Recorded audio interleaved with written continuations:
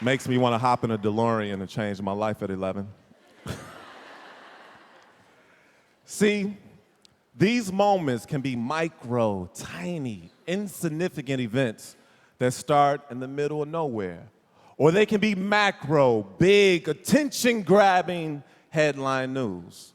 What we really need is to learn not just why something happened, but how it mattered.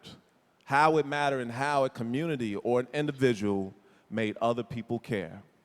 So today, we're going to hear from people who are making us think, people who can teach us how to drive a completely new, elevated level of awareness.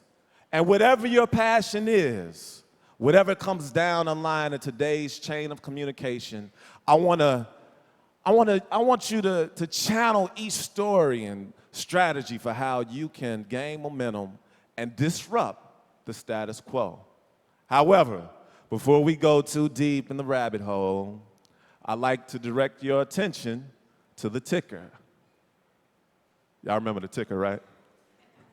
So today we'll be texting, talking, sharing with the hashtag Be a Changemaker. Y'all ready? Y'all got your phones out, right? Your smartphones ready? Y'all been tweeting, texting, Instagramming, all that good stuff? Snapchat? No? Okay. Be a Changemaker is about finding a cause, igniting a spark, and inspiring others to take notice. It's how we share our passion and spread good all throughout the world. And we've done a lot that over the past 2 days, so I can't wait to see what you will all have to say over the next couple of hours, because the next group of folks I'm going to bring on stage is a real group of disruptors. They, like you, are ready to make our future a better, brighter place. First up, we have my girl, D. Nichols. D is a triple threat. She's a social entrepreneur, a museum educator, and at her roots, a communication designer. As such, she serves as Contemporary Art Museum at the Contemporary Arts Museum in St. Louis, and through her organization, Civic Creatives empowers creative change makers to resolve critical social challenges and bring their ideas to light. But she hasn't stopped there. As the founder of Design Serves, a current Clinton Global Initiative project, she teaches design skills and civic engagement to K-12 youth, help them to identify and actualize social change in their own neighborhoods. She's also a Points to Light Civic Accelerator alumni. So ladies and gentlemen, please put your hands together and give it up for D. Nichols.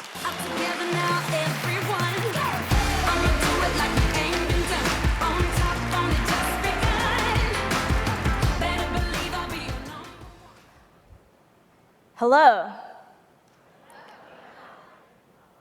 Like Jay said, I'm an artist, social impact designer, and social worker based in St. Louis, Missouri. I am one of several social entrepreneurs here today, this weekend, as a very proud Points of Light Civic Accelerator alum. Yeah.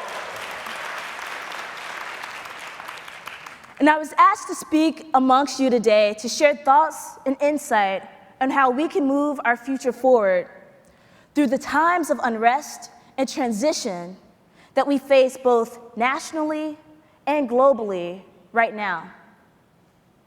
As a social impact designer, I first dived deeply into this work in 2011, when I joined in with young designers to engage with communities in Alabama that were destructed by a series of tornadoes. Harnessing the power of our creativity, my team taught children how to be design thinkers and repurpose discarded materials to rebuild parks and local structures that mattered to them. And this work has since become my point of light. And it has fueled years of engagements, fellowships, collaborations that have now become my work through my team at Civic Creatives. But you see, on August 9th, 2014, my world changed, just like many others. I found myself activated as a scholar, an organizer, a social worker, an artist, a designer, all at once in one of the biggest and most radical social justice and civil rights movements that has emerged in our nation in my lifetime. I have been tear gassed. My life has been threatened. I have not been arrested. But I have persevered through many struggles this past year to work, march, organize, and build solutions with change agents all the way from Ferguson to Baltimore and DC. And through my team's various initiatives, we have developed digital tools and created community platforms to help people spark new possibilities by sharing their stories, gathering their communities for dialogue, and harnessing technology for good as we push for local changes in policy. Through these experiences, I have come to understand a new meaning of the word service in my life.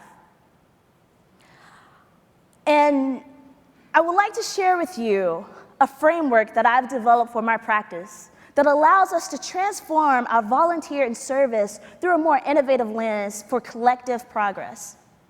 Traditionally, we understand these terms as giving of our time and our talent, or advocating for a cause that we care about, as well as giving of our resources financially through philanthropy and fundraising. However, these sure-tell approaches can entail a lot more. And we are challenged more and more through issues like what's going on in Ferguson and in Syria and beyond to become servants who work not just for the community, but with them.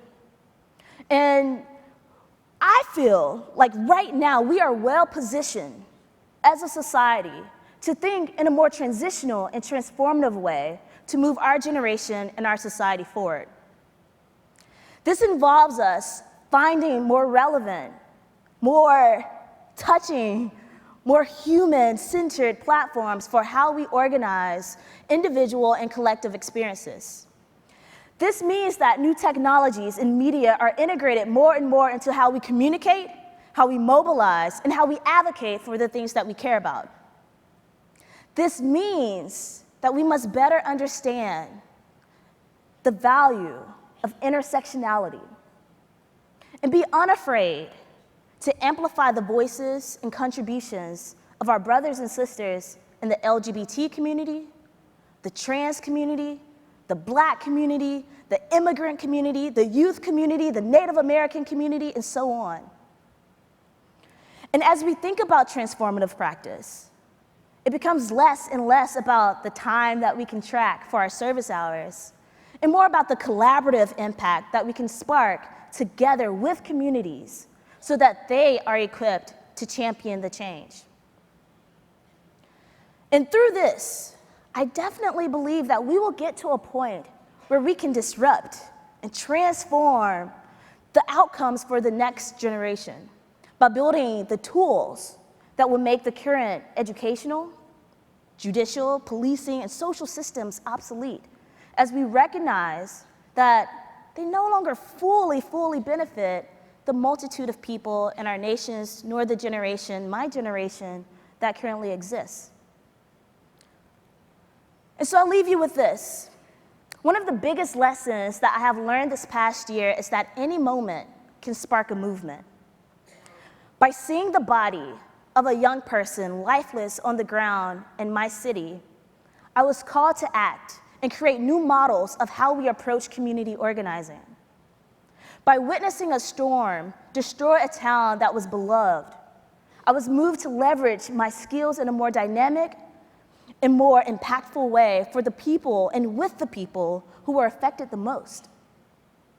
By engaging youth who desire to change the world, I now understand that there's a pipeline that we must create in order to steer us into the future. And I'm committed to that work, and I hope you are too. Because each of us, throughout our journeys, have the light within us to inspire change, to help, to serve, to connect. Each of us has the power to change the moment that we have right here in Houston, into a movement. So as we leave this city and we head back to our communities, let's light a fire. Let's move our communities forward through innovation.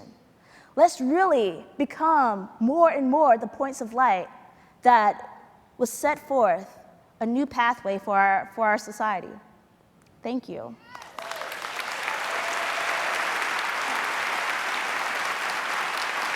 Yes. Thank you. Give it up for D. Nichols. Give it up. See, we told you today is going to be amazing. Y'all make sure y'all stick around to the very, very end. And this day is just going to continue to be a surge in energy.